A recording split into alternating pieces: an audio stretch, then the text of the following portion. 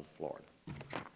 Thank the chairman and the ranking member, and I do thank all the members of the subcommittee for holding this hearing this morning. I appreciate the chance to appear before you today on what I and many of my constituents who continue to voice their concerns consider to be an issue of critical importance, and that's the management of the Gulf red snapper.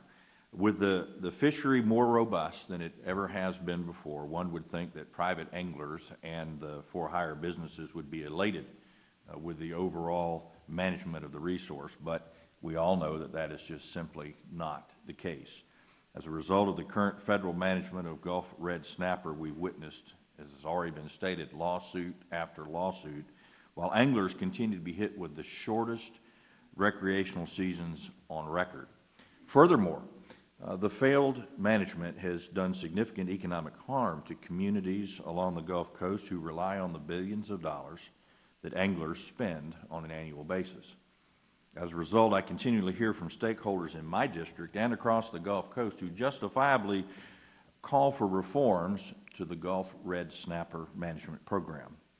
Now, by simply continuing to shorten the federal season for the recreational sector, which in Florida was 9 days this year, without addressing the failed management of the fishery, the federal government continues to kick the can down the road at the expense, really the expense of the entire angling community, tragically affecting the livelihoods in coastal communities that depend on the fishery.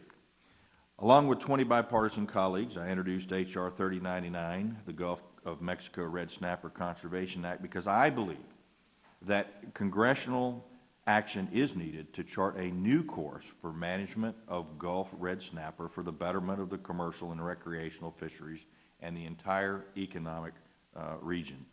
I believe that placing stewardship of this important resource in the hands of state authorities who are best positioned to collaborate with local stakeholders to institute a successful management plan that works for Gulf Coast residents, anglers, and the red snapper alike is at the very least a step in the right direction.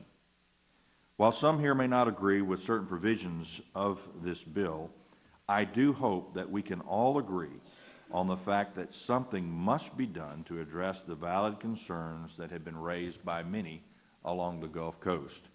I again offer my thanks again to the chairman and the ranking member, all the members of this committee, and those that are not on this subcommittee that have come here today to highlight the importance of this particular issue. This is a discussion that has to take place. And it's my hope that today's hearing on H.R. 3099 will yield positive results and underscore the urgent need for a change in Gulf red snapper management. With that, Mr. Chairman, I yield back.